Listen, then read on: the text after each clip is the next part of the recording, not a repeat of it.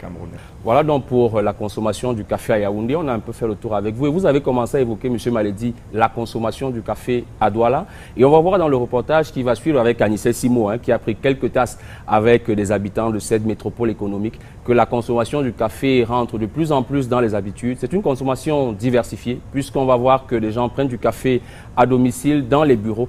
Mais est-ce pour autant qu'on va dire que le café se consomme bien à Douala? Et pour reprendre l'expression de Anissé Simo, est-ce pour autant qu'on peut avoir du café à portée de bouche dans cette métropole économique?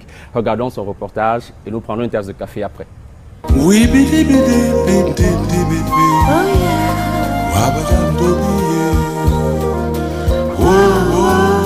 Deux petits groupes de discussion conviviale autour des tasses de café dans une rue de Douala à pareille heure, ce n'est pas ce qu'il y a de plus normal ici.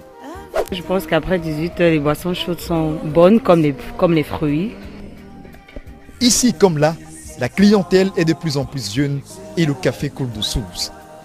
Les coins café comme celui-ci, on en trouve de plus en plus dans les allées de la ville. Ce café est un café, comme vous le voyez là, un café très rare, où vous allez trouver une génération portée sur l'extérieur, qu'on appelle Android, Facebook, WhatsApp, voilà, qui est une nouvelle génération qui ne consomme pas l'alcool, qui consomme plus, qui est très écolo. De jour comme de nuit, les préférences sont diversifiées.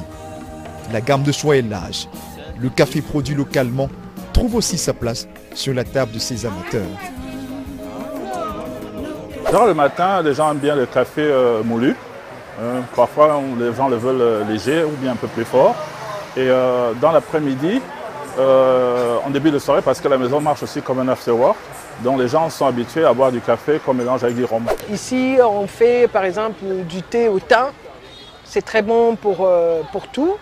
De la citronnelle de grand-mère, comme ce que je dis, du chocolat, qui est très prisé par des jeunes de 16, 17, 18.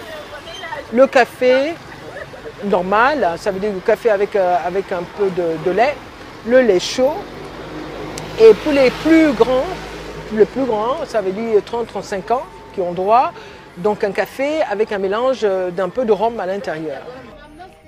Mais est-ce pour autant que le café soit véritablement entré dans nos habitudes de consommation? Qui sont-ils, ces amateurs de café à Douala? Nous avons pris des tasses en compagnie de quelques-uns dans la ville au bord du fleuve.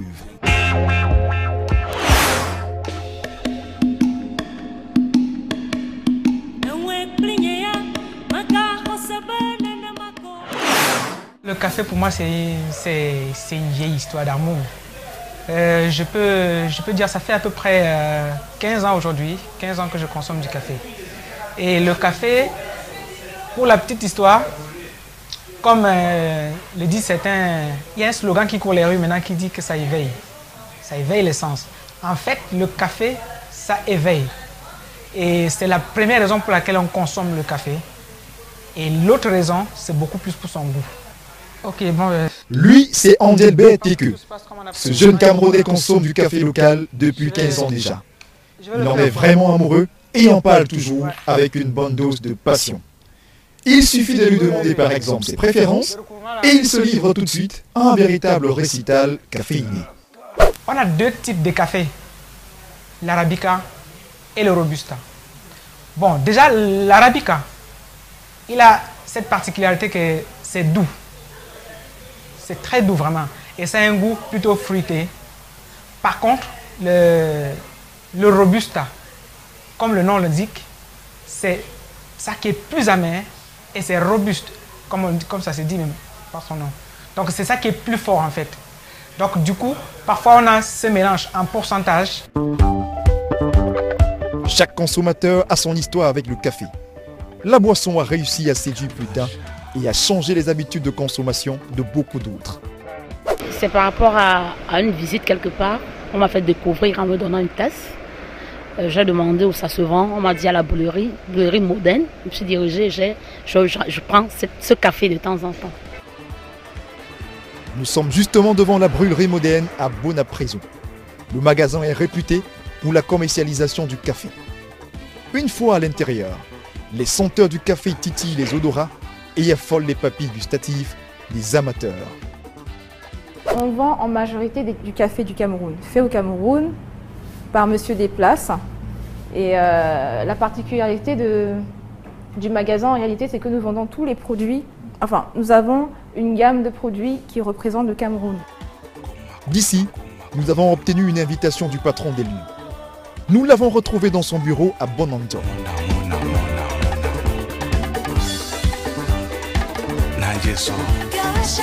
Voici Patrick Desplaces. Il est arrivé au Cameroun en 1955. Il vit, travaille et réside ici depuis 1980. Patrick est propriétaire d'une usine moderne de torréfaction qu'il a rachetée en 1985, la brûlerie moderne à Bonabéry.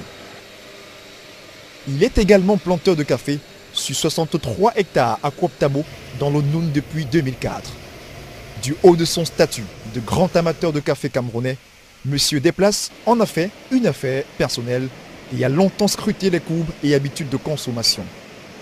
Le marché du café, globalement, s'est développé avec la consommation de type urbain, mais je dois dire quand même que je déplore plus de la moitié du café que nous consommons au Cameroun vient de Côte d'Ivoire. Voilà, et nous devrions être capables de produire sur place nous-mêmes ce dont nous avons besoin. Avec lui, nous avons eu l'occasion d'aborder la question de la consommation du café local. Monsieur Desplaces nous propose d'éplucher avec lui, autour d'une tasse de café, cette étude récente. Tenez par exemple, voici la teneur robuste en quelques chiffres. Un Américain consomme en moyenne 100 litres de boissons sucrées, 90 litres de café et 80 litres de bière. Les Brésiliens consomment environ 40% de leur propre production, soit en moyenne 1000 tasses de café par an et par habitant. Un Camerounais consomme quant à lui en moyenne 17 litres de boissons sucrées, 33 litres de bière et seulement 13 tasses de café par an, soit l'équivalent de 100 grammes de café vert dont plus de la moitié vient de Côte d'Ivoire. Ainsi donc, au-delà de la problématique de la promotion du café camerounais, l'usage de la machine à café est un autre frein. Plusieurs consommateurs nous ont confié ne pas en disposer chez eux, d'où le choix facile du café soluble des multinationales.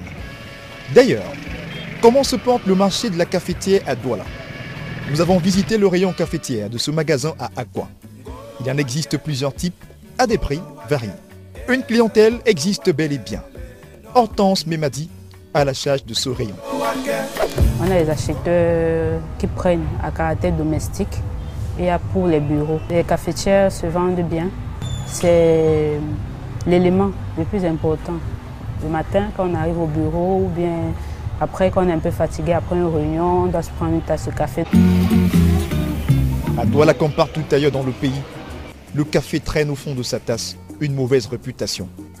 Il s'agit de ses effets nocifs, supposés ou pas, sur la santé.